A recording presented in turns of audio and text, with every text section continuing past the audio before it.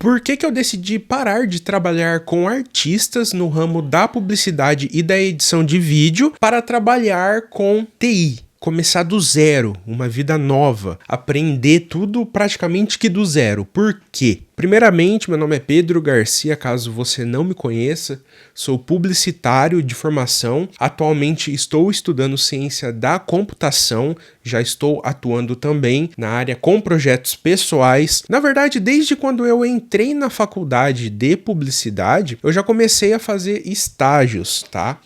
E aí depois eu me formei e fui trabalhar para outras empresas. E o porquê que eu tô fazendo esse vídeo aqui? Geralmente eu trago muita coisa sobre TI, dicas práticas, mas hoje eu quero realmente conversar com você que quer vir para a área de TI ou que você tá vindo de uma outra área também, né? Eu quero conversar sobre isso, né? Acho que eu nunca tive aqui uma conversa falando um pouco mais sobre quem sou eu, né? Bom, eu trabalhei durante aí um período até que curto com artistas. Eu era editor de vídeos e videomaker também. O cara que filma e edita. E eu consegui ir para São Paulo. Eu sou do interior de São Paulo, mas para poder atuar nessa área, eu fui para São Paulo só com a cara, com a coragem mesmo, né? E chegando lá, eu consegui por meio de indicação, que eu já editava vídeo desde os 12 anos, né? Nessa época eu tava com 23.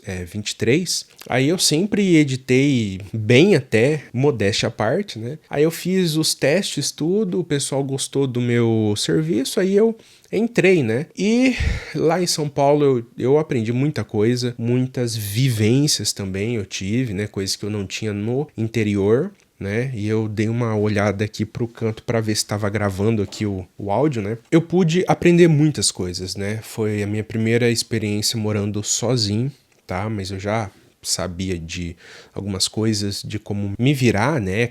Enfim, cozinhar, limpar, banheiro, enfim. Aluguei um cubículo que parecia um cárcere privado, um cubículo, se eu não me engano, era o quê? 15 metros quadrados, não lembro. E nessa época eu comecei a fazer freela também, captando shows, né? Vendi um carro aqui que eu tinha e comprei os equipamentos, né? Que foi até um pouco mais caro que o carro, né? E lá eu fui aprendendo, fui me virando lá, né? Só que eu vi que eu não era muito chegado a ter aquela vida de viajar para cobrir eventos, né? E digo cobrir show mesmo, pauleira, tudo mais, né?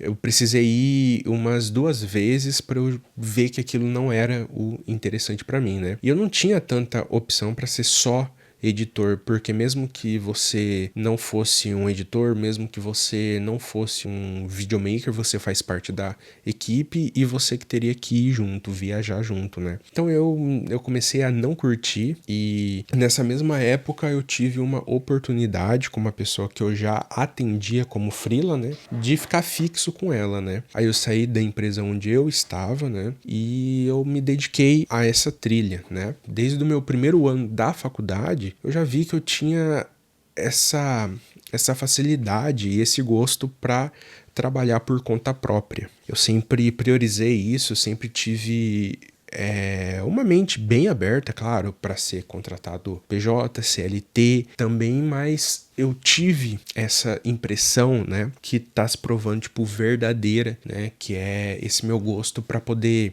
trabalhar como PJ, ter meu próprio negócio também, tá? Lembrando que o problema não é trabalhar para os outros, porque quando você tem uma empresa ou um MEI, você trabalha para os outros praticamente. Só que lá, né, desse jeito, nesse ramo, eu via que eu tinha mais liberdade também, liberdade criativa também. Eu podia trabalhar de home office, coisa que eu não podia sempre nessa outra empresa, né? Aí eu falei, eu vou ter mais tempo, eu não vou precisar encarar transporte público, demorar 2 horas para eu poder chegar em casa, né? Ah, Pedro, mas por que você não morou perto de onde você trabalhava, né? Porque, cara, era lá no fim do mundo, né? E eu não queria.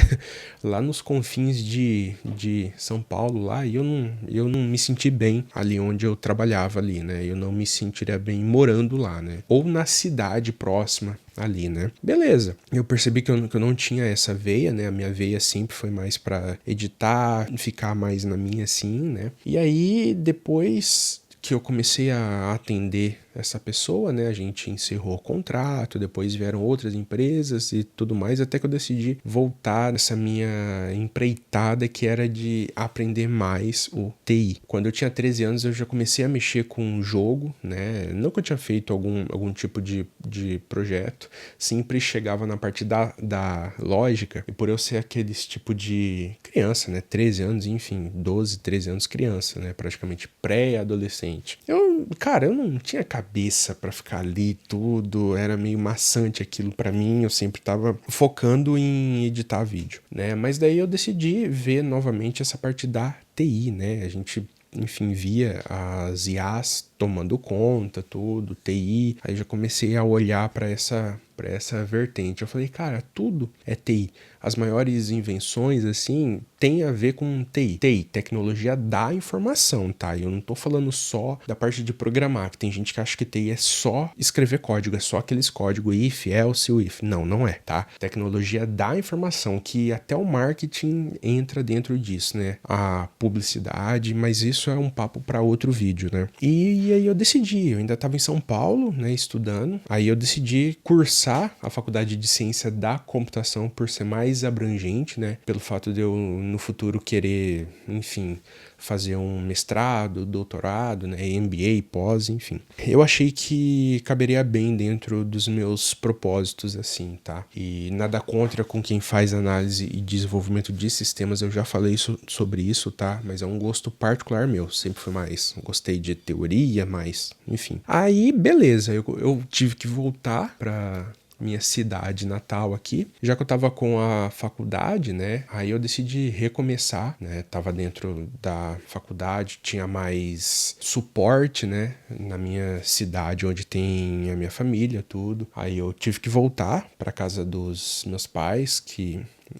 é um processo que a gente tem um choque, porque quem morou fora e teve que voltar sabe como é, né? Mas assim, para eu poder me reestruturar, essa foi a medida que eu pude entrar, né? Para eu poder prosseguir nesse sonho, né? Aí eu fui entendendo mais da área da TI, que eu vi que se conversava com marketing, tinha área de dados, big data. Aí eu comecei a gostar bastante das coisas, né? E eu passei os 2 primeiros anos aqui, desde quando eu voltei de São Paulo, só para testar as áreas. Tentei segurança da informação. Eu fiz um curso de Python para dados, aí eu não curti muito, assim.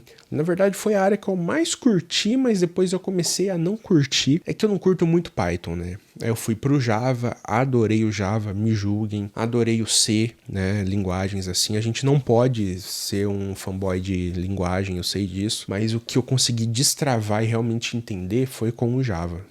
Me desculpem, mas foi isso, né? E aí, começando do zero, né? Eu nunca tive problema, nunca subiu pra cabeça, tipo, você tá trabalhando com artista, você vai... Eu falei, cara, é um trabalho. Do mesmo jeito que eu atendo o tiozinho, o Zé da esquina, eu atendia a empresa lá que cuidava dos artistas, Zeca Pagodinho, Jota Quest, Ludmilla, Cláudia Leite, Maurício Manieri, enfim, KLB, Daniel, é a mesma tratativa. Nunca, graças a Deus, eu nunca deixei subir pra cabeça, né? Até porque eu era um entre vários de uma equipe que era totalmente competente, sabe? Nunca fui desses de, você tem que ficar só fazendo uma coisa. Se você faz código, você vai morrer fazendo código. Se você faz desenha, você vai morrer fazendo isso. Cara, eu vejo que a vida é extensa e eu acho, pra mim, acho um desperdício você não tentar aprender outras coisas. É claro que a gente tem que ter áreas pra gente focar, mas nunca deixar de aprender. E aí comecei a pegar gosto, como eu falei, né, aprendendo Java, enfim. Fiz vários projetos de teste aqui, até que eu me encontrei, né, nessa área e decidi empreender, né? Porque assim, a gente sabe que é difícil você se colocar no mercado, ainda mais vindo com uma bagagem, tipo, as pessoas olham e falam tipo, não, mas você não mexe com vídeo e tal, mas por que você saiu tudo? E é difícil, ainda mais depois que você faz uma faculdade, fica 4 anos, aí você vê que aquilo não é exatamente... Aquela vida não é exatamente o que você realmente queria, né? Você sempre sonhava, aí quando chega você vê que não é pra você. E para eu não ficar a ver navios, né, até eu me formar em ciência da computação, eu decidi pegar o meu MEI e transformar numa ME com a minha noiva. E tá dando muito certo, graças a Deus. Eu tô terminando o nosso site aí.